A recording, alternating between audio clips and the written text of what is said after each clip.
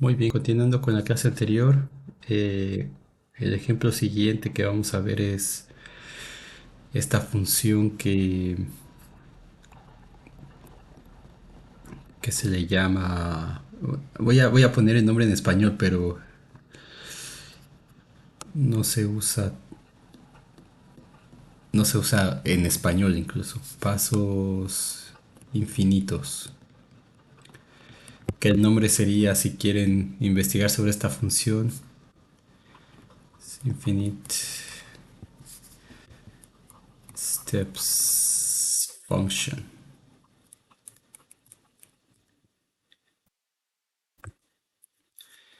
Infinite steps function.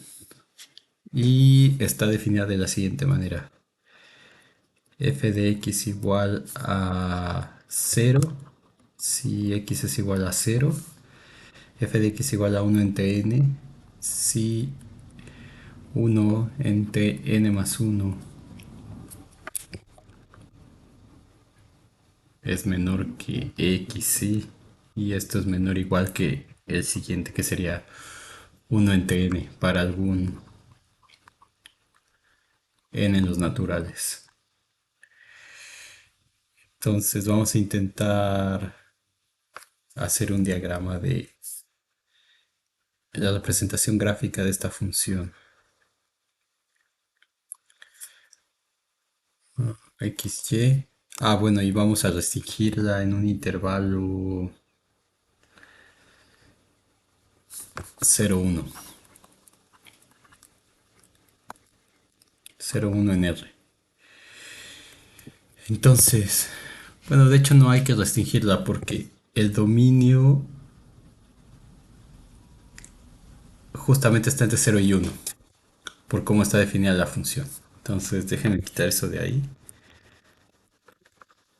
Podemos ver de la definición,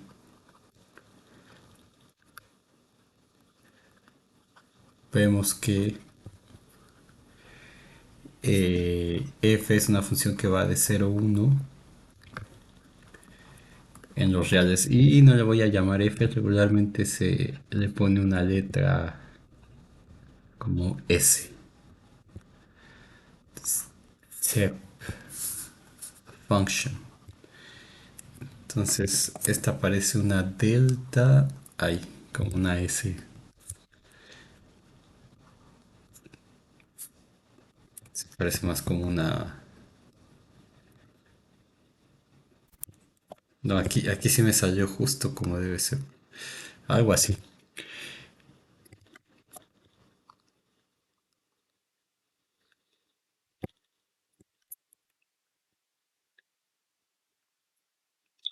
Entonces, ¿cuánto vale esta función? En cero, está definida de 0 a 1 nada más. En cero vale cero. Cuando n vale uno, más bien, por ejemplo, sí, cuando n vale uno, la x está entre un medio y uno. Y ahí la función vale uno. Entonces entre uno y un medio, la función vale uno. Entonces es una cosa constante así igual. Más o menos parecida a la máximo entero. Luego si n vale 2, que tendríamos que x está entre uno entre 2 más uno 3 y un medio. Y en ese valor f de 2 vale un medio. Entonces un medio, de un medio a un tercio. Vamos a pensar que está por acá hay un tercio. Es otra línea así. Luego vamos a dibujar otro. Si n vale 3 es un cuarto menor que x menor o igual que un tercio. Y f de 3 vale un tercio. Entonces un tercio.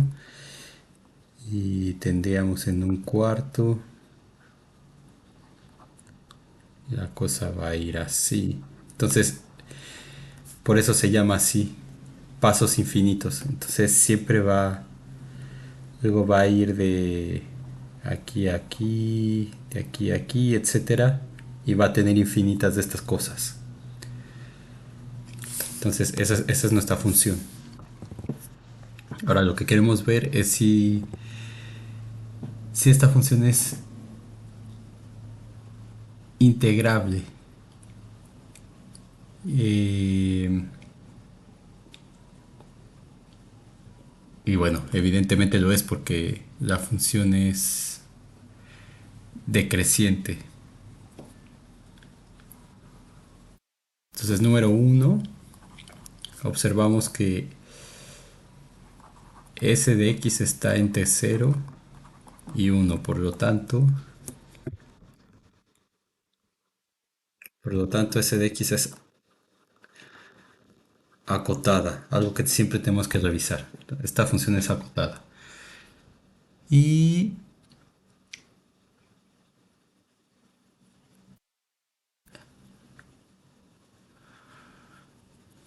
si, por ejemplo, bueno, número 2, vamos a poner que si x1 es menor que x2, entonces, ¿qué tendría? Por ejemplo, si x1 fuera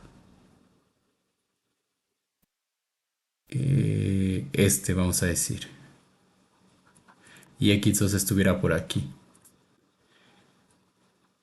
Entonces eso implica, o podría ser que la x1 se estuviera aquí o que estuviera por acá. Entonces eso implica que la f de x1 es menor o igual que la f de x2.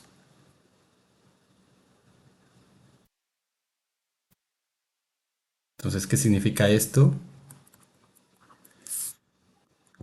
Que f es decreciente en el intervalo 0, 1. Y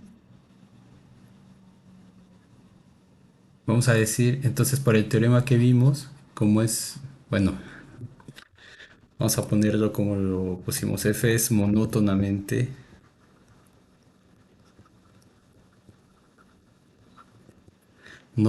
decreciente en el intervalo 0, 1. Y entonces, por el teorema que vimos en la sección 6, si es monótonamente creciente, entonces es integrable. Entonces f es integrable en 0, 1. De hecho aquí, porque no necesitábamos ver si que la f fuera acotada, porque como estamos usando ese teorema, me parece que era el 1.6.2, me parece que era ese, que el primero era el de la continuidad. Como estamos usando ese teorema, en ese teorema demostramos que toda función monótonamente creciente o decreciente era acotada. Entonces, digamos, esto estaría como de más, pero va a haber casos en los que hay que ver primero si la función es acotada y después ya preguntarse si es integrable o no. Muy bien, entonces la función es integrable. ¿Cuánto vale su integral?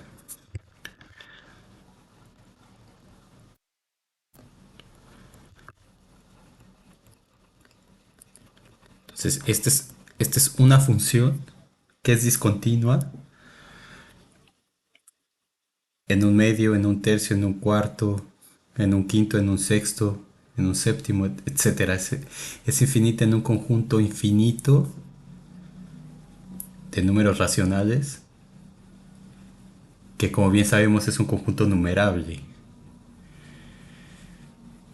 Y entonces, como ya les he adelantado antes, nosotros vamos a demostrar eh, la siguiente semana, para terminar con la sección uno, que una función es integrable si, solo si, su conjunto de discontinuidades es de medida cero. Entonces, vamos a demostrar que cualquier conjunto infinito numerable tiene medida cero. Y entonces como la función es discontinua en un conjunto de medidas cero, por ese teorema se demuestra fácilmente que la función es integrable, pero no lo tenemos todavía. Entonces tuvimos que usar esto de aquí. Pero no hay ningún problema, es sencillo también. Ya no tenemos que estar viendo que sea el ínfimo, que sea el supremo, a menos que nos pregunten cuál es la integral, como es este caso de aquí. Entonces, eh, esta función está partida en integrales de este tipo, en intervalos de este tipo. Voy a ponerlos aquí. 1, n más 1, 1 entre n cerrado, que serían estos.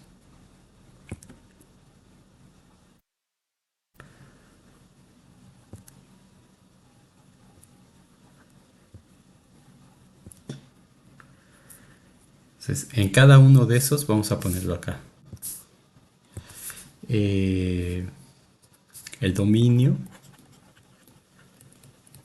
le puse F o es F, le puse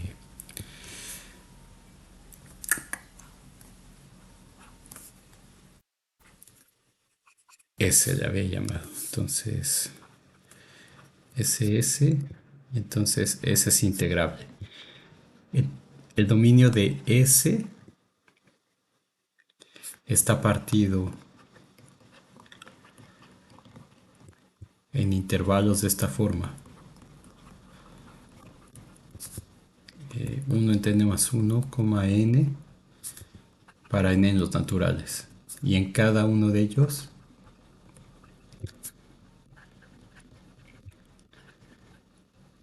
F, perdón, S es igual a 1 entre n. Entonces aquí me equivoqué, es 1 entre n. Es igual a 1 entre n constante. Es decir, para toda x que está en este intervalo, 1 entre n más 1, 1 entre n. Entonces, en cada uno de estos, la función es constante. Entonces, lo que va a medir la integral es sumar las áreas de esto, de este, etcétera, etcétera, de todos esos. Y los puntos donde la función está, eh, donde tiene estos saltos, no importan, o la integral no los ve, como ya hemos aprendido hasta ahora.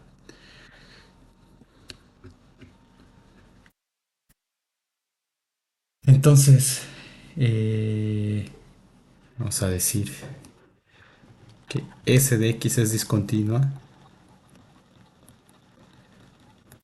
en los puntos, vamos a llamarle A, conjunto A igual a,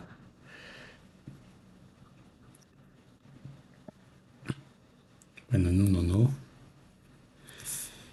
en un medio, un tercio, un cuarto, un quinto, uno entre n, etcétera.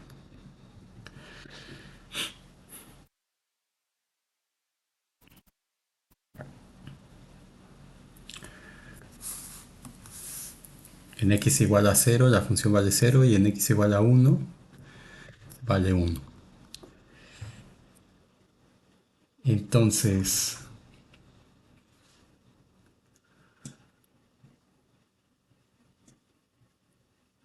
¿cómo podemos hacer para calcular esta integral? Vamos a observar también que si, digamos, x1 es un número mayor o igual que 0, tengo que es menor a un x2 y esto es menor o igual que 1, entonces los índices n que definen los escalares para x1 y x2 satisfacen la siguiente desigualdad. Satisfacen que eh,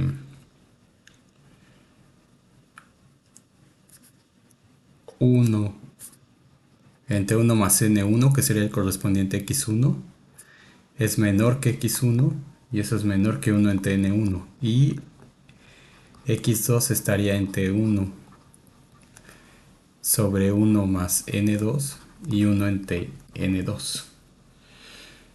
Entonces al aumentar x,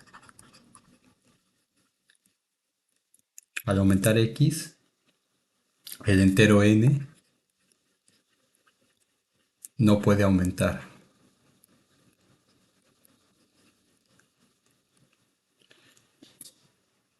Y de hecho lo que pasa es que disminuye o queda igual.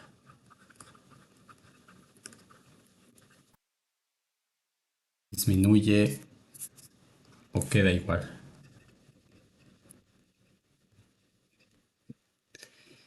Y entonces, o sea, aquí lo que estoy haciendo es justificando un poquito más esto de aquí.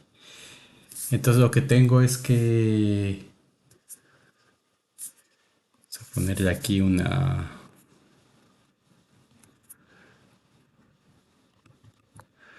Entonces lo que tengo es que uno entre n1 es menor o igual que uno entre n2.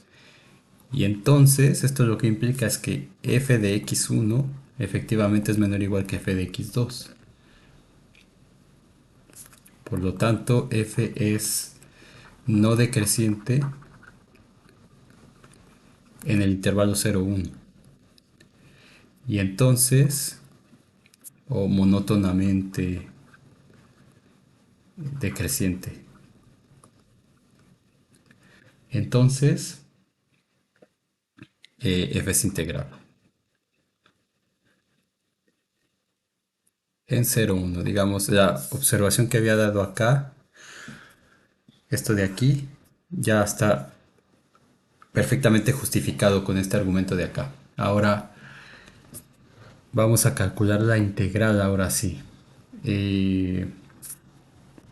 Vamos a poner el dominio nada más, para ver qué partición tenemos que tomar. Entonces el dominio incluye al 0 y al 1, y luego por ahí tenemos el 1 medio, el 1 tercio, el 1 cuarto, que son los puntos problemáticos, 1 quinto, etcétera. Entonces va a llegar hasta 1 entre n mayúscula, voy a decir, y luego va a seguir el 1 entre n más 1, y luego 1 entre n más 2, etcétera.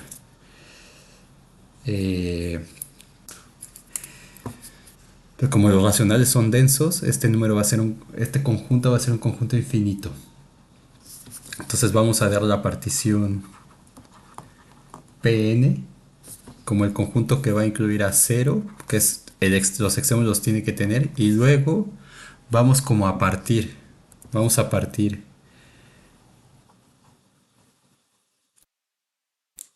O sea, vamos a quitar todos los puntos que siguen del 1 entre n más 1. Porque la partición que tomemos tiene que ser un conjunto finito también. Entonces vamos a hacer que esté el 0, el 1 entre 1 más n, luego el 1 entre n, el 1 quinto, el 1 cuarto, el 1 tercio, el 1 medio y el 1. Entonces esta cosa cumple que x0 es igual a 0, que es menor que 1 entre 1 más n, 1 entre n es menor que este, etcétera, es menor que un quinto es menor que un cuarto menor que un tercio menor que un medio menor que 1, y ese 1 es igual a xn, vamos a decir. Entonces esta partición, Pn es una partición del intervalo 0, 1 y genera los intervalos, ¿cuáles? Pues vamos a llamarle I0, que es el que va de 0 a 1 entre 1 más n. Luego el I1, que va de 1 entre 1 más n a n. Sería este siguiente que está aquí. Y luego eso genera otro, etcétera, hasta llegar a estos de aquí, que son los últimos. Entonces aquí sigue. Luego el intervalo un quinto, un cuarto, un tercio, un medio, uno. Entonces, en general,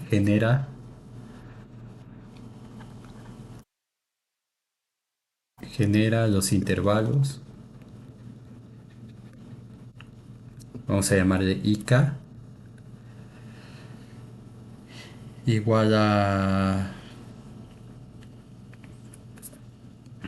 uno entre K más uno coma uno entre K. Entonces, si K vale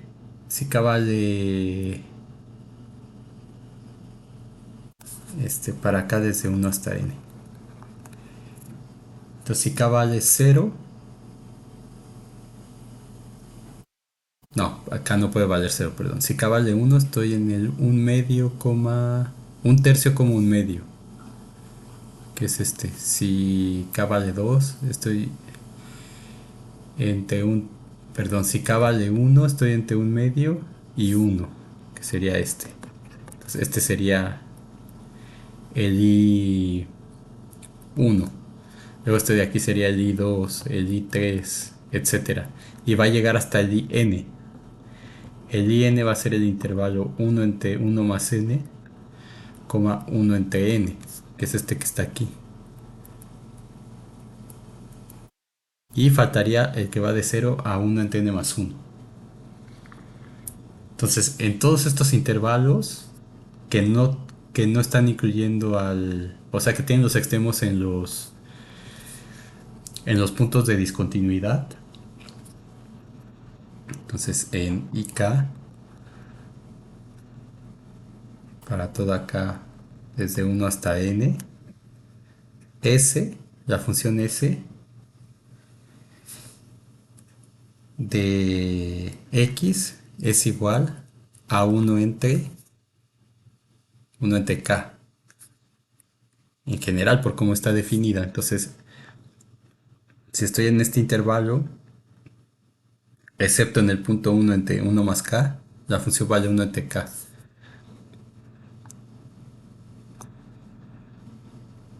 ¿De acuerdo? Excepto para el uno sobre uno más K. Entonces, ahí la función es constante en estos intervalos, quitando el extremo, que estaría en K más uno. Y en I0, entonces de hecho, digamos, para ser más formal, podrían poner que estos son intervalos abiertos, vamos a decir, para evitar que se incluya el extremo. Entonces, vamos a ponerlo así.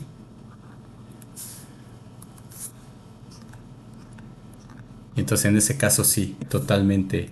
En este intervalo la función vale 1 entre k,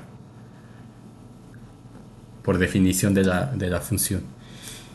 Y en el intervalo I0, que sería este primero de aquí, este, los valores de f están entre 0 y 1.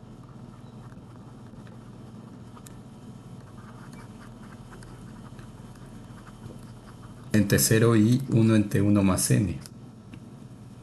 Entonces, ¿qué significa eso? Que f de x está entre 0 y 1 entre n más 1.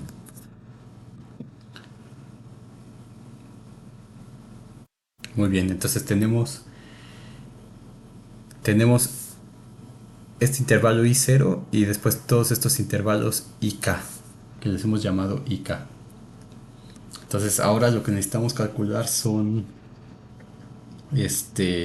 ya sean las sumas inferiores o las sumas superiores, porque ya sabemos que la función es integrable. Entonces vamos a usar ese corolario que venía después del teorema del criterio de integrabilidad de Riemann-Darboux. Entonces, usando el corolario del teorema de la condición de Riemann-Darboux, que me parece que era el teorema 1.5.1, me parece. Entonces es suficiente calcular ya sea la suma inferior o la suma superior para esa partición n.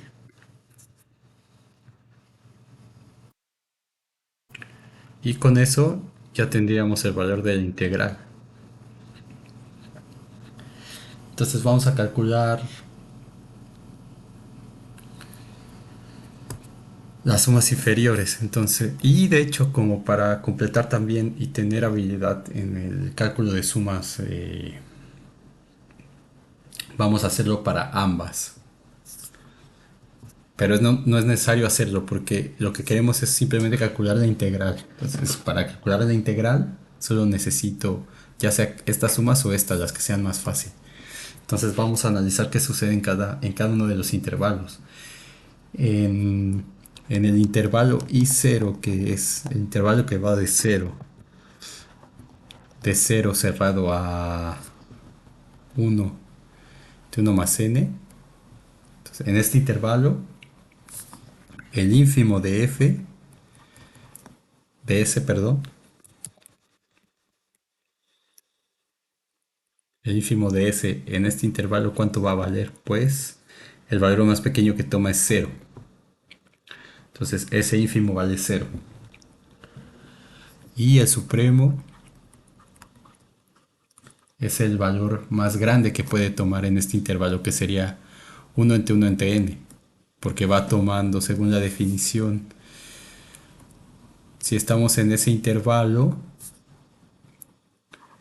entre 0, digamos, abierto y 1 entre n más 1, lo que seguiría sería 1 entre n más 2. Entonces el valor más grande, y este va a ser, cuando evalúo la función acá, el valor va a ser 1 entre 1 más n, y el valor de esta, de la f de x aquí, va a ser 1 entre n más 2, y este es más grande que este. Y el que sigue va a ser más chiquito que este, etcétera. Entonces el valor máximo que puede tomar la función es 1 entre n más 1.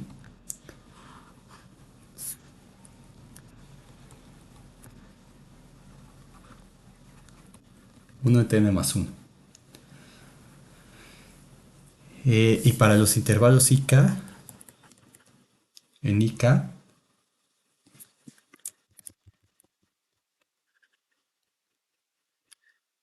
lo que tenemos es que la f de x es igual a 1 entre k constante. Entonces, para todo x que pertenece al intervalo IK, para toda k desde 1 hasta n. Entonces, en ese intervalo, o en estos intervalos, el, eh, el ínfimo de la función es igual al supremo de la función, y eso es igual al valor que toma la f. ¿De acuerdo? Porque acá está, por ejemplo, en este.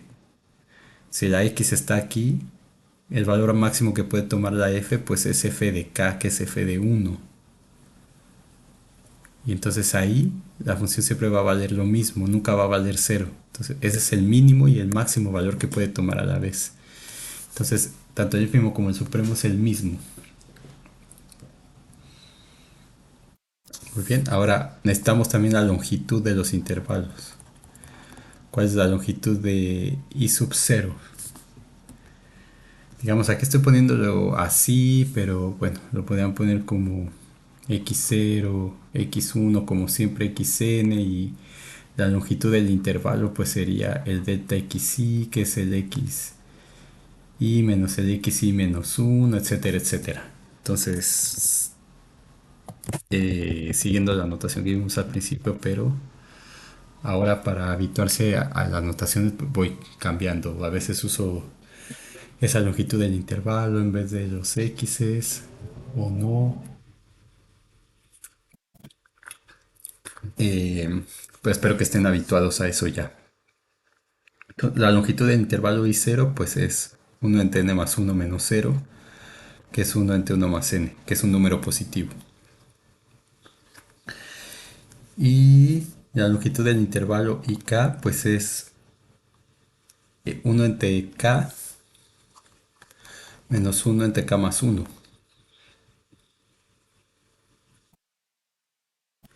Y esto es igual a K más 1 menos K sobre K por K más 1.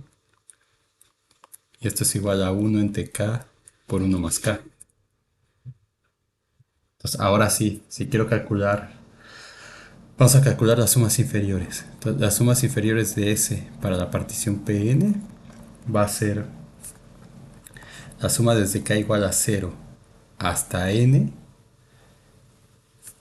del ínfimo de F, bueno, de S en el intervalo IK por la longitud del intervalo.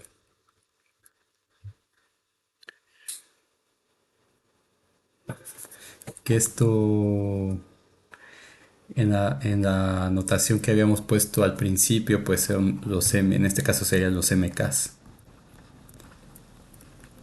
Y este sería el delta XK. Entonces es exactamente lo mismo.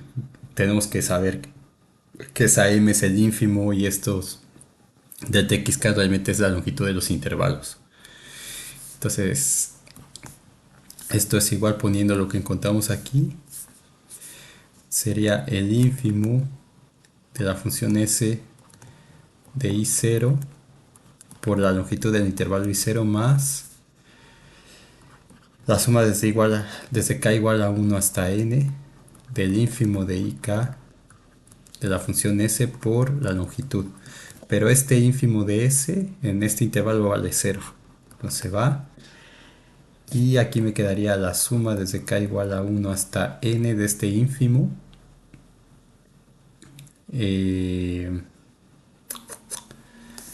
¿Dónde está? Aquí, que vale 1 entre K. Y la longitud de esto pues es 1 entre K por más 1 entre K. Entonces esto es igual a la suma desde K igual a 1 hasta N de 1 entre K cuadrada por 1 más K. Entonces esas son las sumas inferiores. Y entonces mi integral, la integral de 0 a 1 de S de X, pues es igual al límite, según el corolario del criterio de Cauchy, del criterio de Riemann-Darboux, perdón, cuando n tiende a infinito, de la suma desde k igual a 1 hasta n de 1 entre k cuadrada por 1 más k, o lo que es lo mismo la serie infinita, la suma desde k igual a 1 hasta infinito de 1 entre k cuadrada por 1 más k. Y lo que hay que hacer es calcular esta serie. Ahora, si en vez de usar el teorema hubiéramos usado el criterio de Cauchy, pues podríamos calcular. Aquí lo voy a poner de otro color porque no es necesario para el ejercicio. Las sumas superiores de SP sería la suma desde k igual a 0 hasta n del supremo de IK por la longitud de IK. Entonces esto sería el supremo sobre I0 perdón, aquí de S de S de X por la longitud de I0 más el supremo más la suma desde k igual a 1 hasta n del supremo sobre IK de S por la longitud del intervalo. Entonces acá el supremo es 1 entre n más 1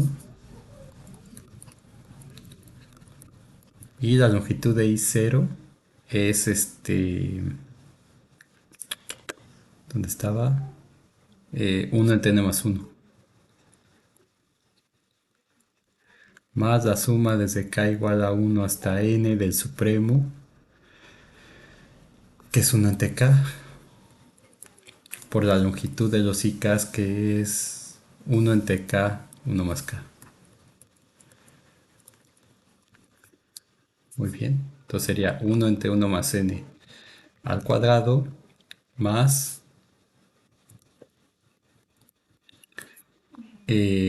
la suma desde k igual a 1 hasta n de 1 entre k cuadrada por k más uno. Y entonces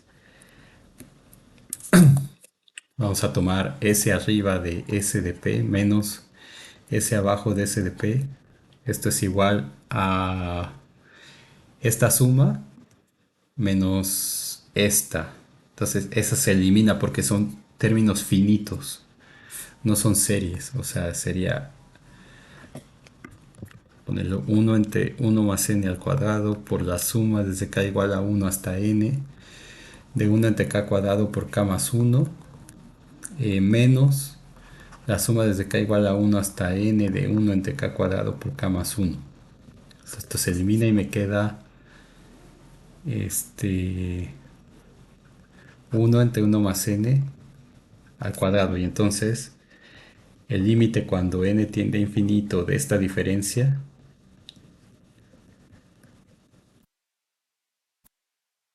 sería igual al límite cuando n tiende a infinito de esto de aquí.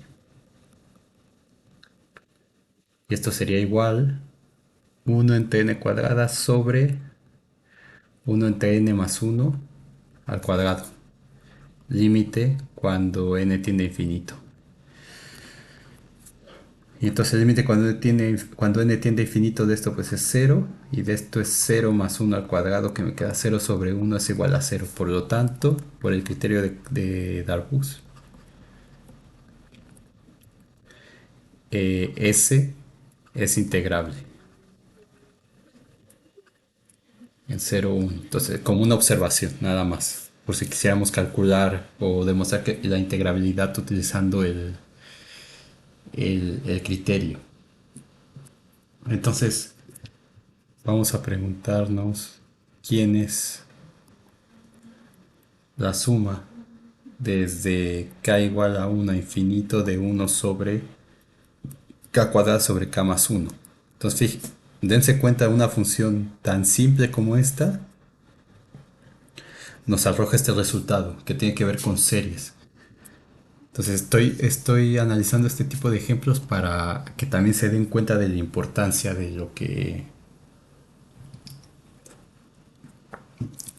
se tiene que ver después. Ahora, series, no sé si nos dé tiempo de ver, pero eso siempre se ve en cálculo 4 también. Eh, veremos cómo vamos de tiempo. Entonces, ¿quién es esta serie? Pues vamos a descomponerlo con fracciones parciales. Entonces, usando fracciones parciales, que es un proceso algebraico, lo que tendría es que 1 entre n cuadrada por n más 1. Esto tómenlo como un complemento a lo que estamos haciendo. De hecho, en una tarea o en un examen pues podrían dejarlo así. Pero a menos que se les pida el valor numérico, entonces ahí habría que actuar. Entonces el método de fracciones parciales lo que me dice que es un proceso algebraico y hay un procedimiento que se llama así en integración, porque usa este procedimiento justamente. Entonces lo que dice es, si tengo este al cuadrado, o sea, hay que factorizar el polinomio de abajo. Esto lo podría explicar a Arturo, que no sé si está haciendo algo, si va a subir algo, o si solo Víctor, no sé, o Víctor en su defecto. Entonces se factoriza el polinomio que está abajo, que en el caso que tenemos ya está. Y este, como se repite dos veces, hay que poner una constante a y una constante b. Si fuera al cuadrado. Si fuera al cubo, le sumaría más c sobre n al cubo. Y luego el siguiente, pues como nada más es una potencia, sería más c entre 1 más n.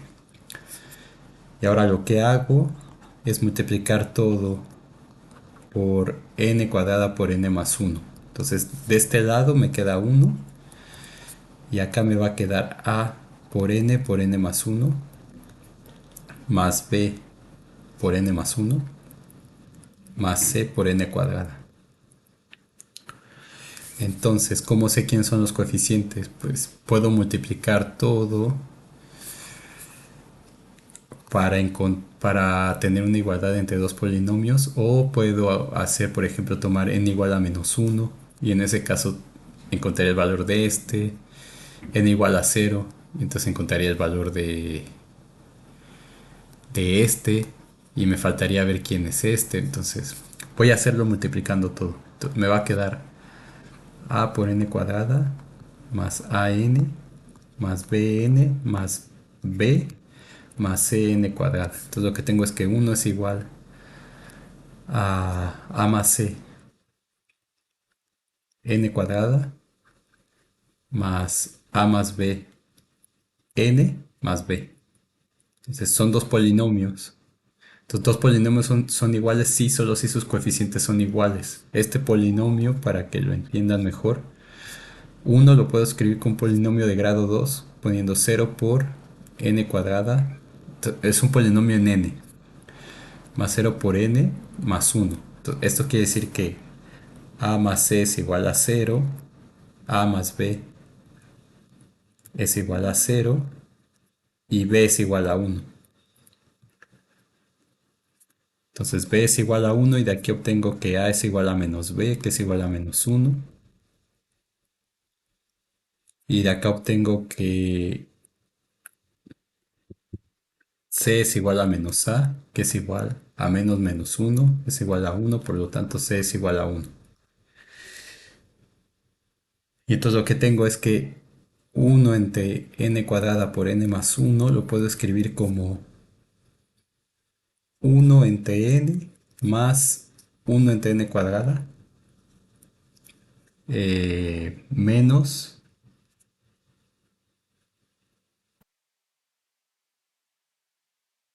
a la a, perdón. Sería menos 1 entre n, la a vale menos 1, más 1 entre n cuadrada más 1 entre n más 1. Entonces esta fracción la puedo escribir así, en fracciones simples. Y entonces tomando la serie tendría que la suma desde, vamos a tomar n igual a 1 hasta n, de 1 entre n cuadrada por n más 1. Aquí, ¿por qué le puse así? Ah, porque era la k realmente. Bueno, da igual. Esto es igual a la suma desde n igual a 1 hasta n de menos 1 sobre n más 1 entre n cuadrada más 1 entre n más 1. Entonces esto es igual a menos la suma desde n igual a 1 hasta n de 1 entre n. Perdón, aquí son con los n chiquitos. 1 entre n, 1 entre n cuadrada, n más 1. Y acá tendría la suma 1 entre n más la suma desde n igual a 1 hasta n de 1 entre n cuadrada más la suma desde n igual a 1 hasta n de 1 entre 1 más n.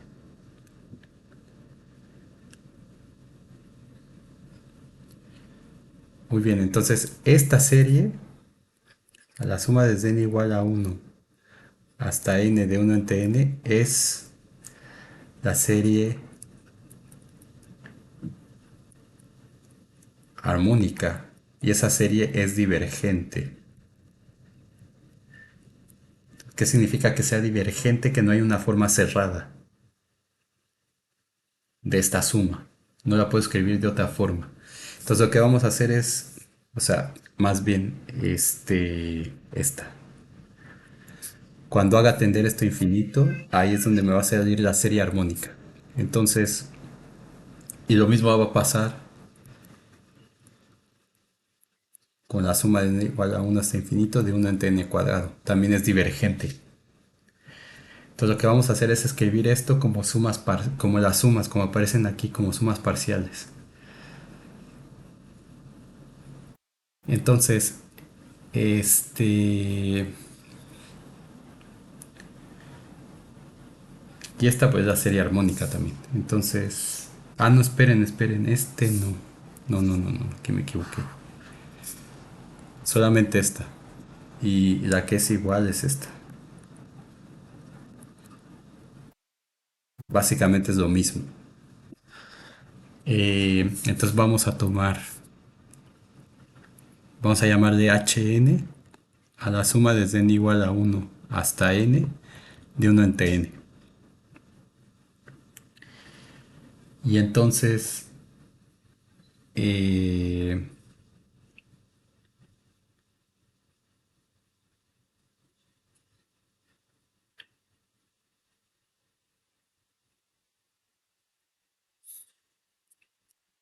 vamos a ponerle.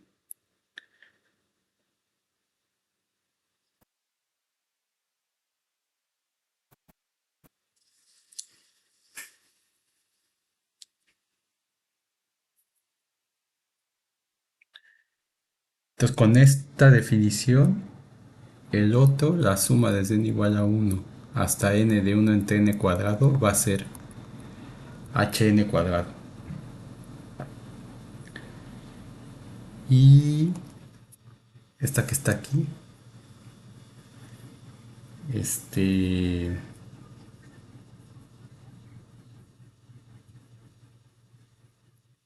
¿cómo la podemos escribir? Como, o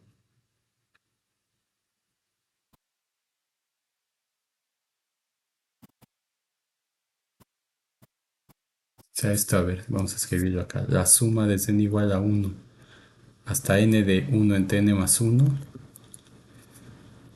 Si llamamos, vamos a decir j igual a 1 más n, entonces j vale 2 cuando n vale 1 y j vale n más 1 cuando n vale n. Entonces esto lo puedo escribir como la suma desde j igual a 2 hasta n más 1 de 1 entre j. O lo que es lo mismo, abusando de la notación, la suma desde n igual a 2 hasta n más 1 de 1 entre n. Entonces esta le falta un término. Entonces de aquí veo que la suma desde n igual a 1 hasta n de 1 entre n va a ser igual al primero que es 1 más la suma desde n igual a 1, a 2, perdón, que sería el siguiente, hasta n de 1 entre n. Y esto es igual a hn. Entonces de aquí obtengo que hn menos 1 es igual a la suma desde n igual a 2 hasta n de 1 entre n. Y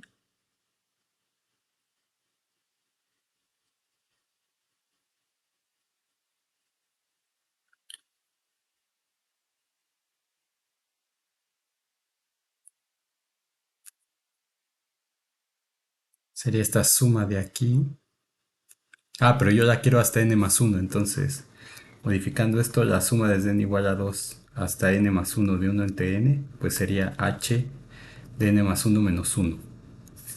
Entonces, por lo tanto, h de n más 1 menos 1 va a ser igual a la suma desde n igual a 1 hasta n.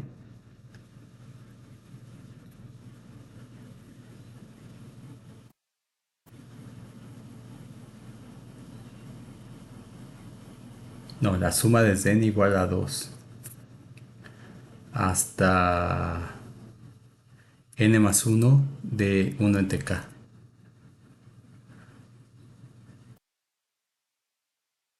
Y eso es justamente esta cosa que está aquí, habiendo hecho el cambio. ¿Ven? ¿Dónde está esto? Que es precisamente la suma desde n igual a 1 hasta n de 1 entre n más 1. Aquí le puse k, debe ser n. Entonces está perfecto porque lo que tenemos es que las sumas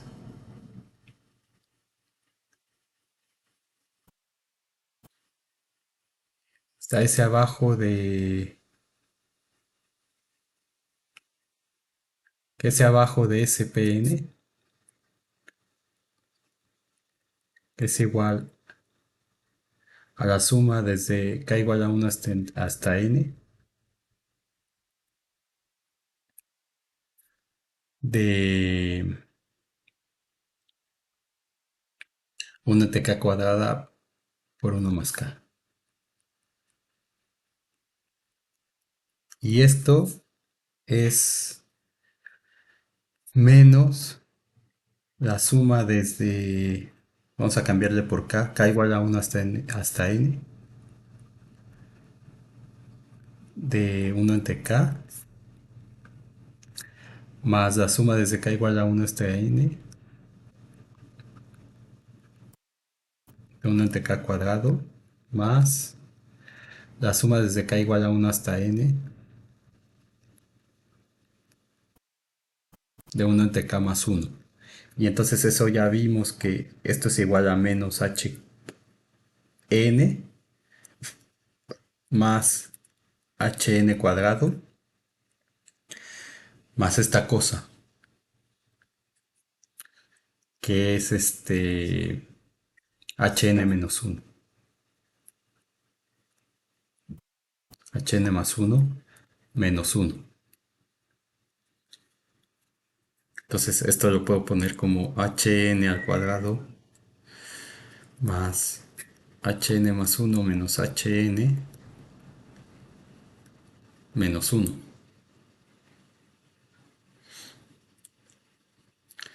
Ahora bien, esta cosa de aquí, y luego tengo que calcular la integral. Entonces, la integral de 0 a 1 de s de x. De x es el límite cuando n tiende a infinito de s abajo de sp. Entonces eso es igual a...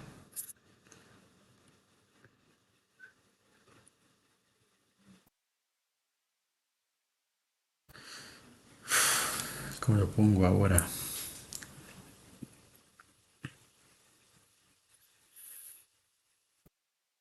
Ah, bueno, y otra cosa acá. Esto se puede simplificar porque notar que hn más 1 menos hn es igual a la suma desde k igual a 1 hasta n más 1 de 1 entre k menos la suma desde k igual a 1 hasta n de 1 entre k, y esto es igual a 1 entre 1 más n. Entonces, ¿por qué? Porque se van a eliminar los primeros n y me va a quedar solamente el 1 entre n más 1 que falta aquí. Entonces, porque esta, o sea, si quieren verlo así, esto se puede escribir como k igual desde 1 hasta n, 1 entre k más 1 entre n más 1, y eso menos la suma desde k igual a 1 hasta n de 1 entre k. Entonces, siguiendo esto lo puedo escribir como hn cuadrado más 1 entre 1 más n menos 1.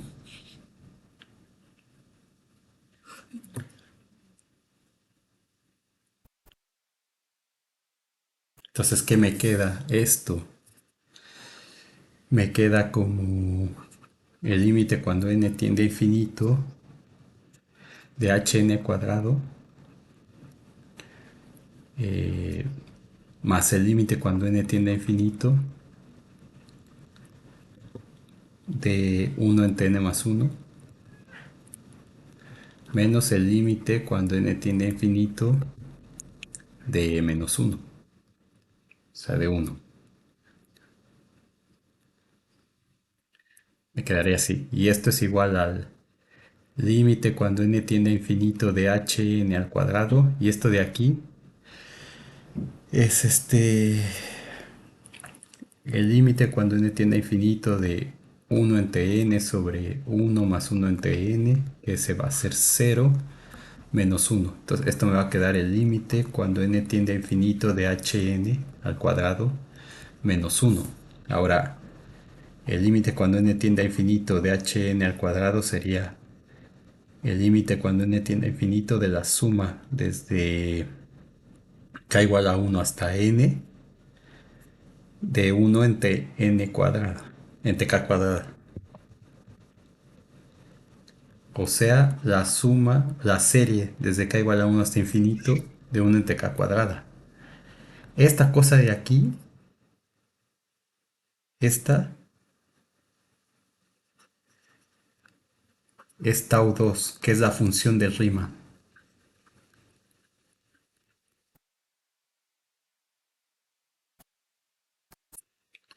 en 2. Entonces, de este ejemplo sale esta serie, que es la función de Riemann, en 2. Y ese valor, si lo buscan, tau de 2 vale pi cuadrada sobre 6. La función de Riemann en general se escribe como una función de S.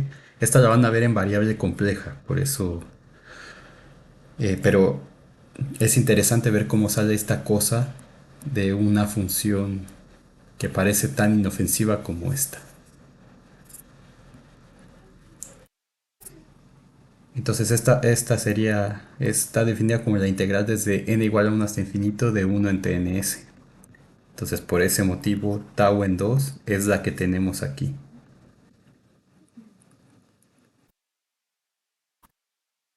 La misma. ¿Por qué K aquí y N acá? ¿Y por qué fui cambiando K por N? Bueno, porque son índices mudos estos. Puedo ponerle J, puedo ponerle I, lo que yo quiera. Entonces, esta función sale en teoría de números.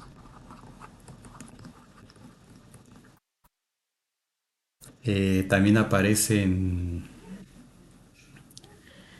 teoría de números relacionado con los números primos, con la distribución, la función z de Riemann. Eh, en probabilidad, en estadística, en física, etcétera. Entonces, bueno, aquí el S pertenece al plano complejo y la parte real de ese S tiene que ser mayor que 1. Entonces ahí es donde sale esta función. Y la forma abierta de esta función se ve como 2 a la S pi a la menos S por el seno de esto, de pi a la S sobre 2. Esto aquí lo estoy viendo en el libro. Y tiene la función gamma. Gamma de 1 menos S y la tau de 1 menos S. Entonces, esta cosa de aquí es la función gamma que vamos a ver. Muy bien. Entonces, esta cosa es la función z de Riemann. Por lo tanto, la integral de 0 a 1 de s de x va a ser igual a z2 menos 1. Y z2 vale, como puse aquí, pi cuadrada sobre 6. Entonces, ese es el valor de la integral. Esto es el área bajo la curva de esta cosa infinita. Entonces la suma de esta área con esta área, con esta, con esta, con esta, con esta, y siempre vamos a ir sumando un área cada vez más chiquita, más chiquita, más chiquita, más chiquita, pero eso se va a extender hasta el infinito. Entonces, bueno, nos llevamos una hora casi para hacer este ejemplo. Hay otra cosa un par de ejemplos más que quiero ver, que es la función, ¿cómo sería en español? Línea rota. Es la broken line function, y que es otra función integrable, y la función de Tomae, que es como no sé cómo describirla. O sea, pueden buscar. Ahora que la veamos les voy a decir dónde pueden buscar. Pues es como, la conocen como la función popcorn o palomitas o estrellas de Babilonia también. Y se ve como si tuvieran unas pirámides como difuminadas con muchos puntos. Entonces, esa es una función muy extraña porque es una función que va a ser continua en los irracionales y va a ser discontinua en los racionales. Entonces, si ya tuviéramos el teorema de Lebesgue, automáticamente esa función es integrable. Y luego no vamos a usar eso, pero vamos a demostrar que es integrable mediante eh, integrable. ¿Cómo lo podríamos hacer?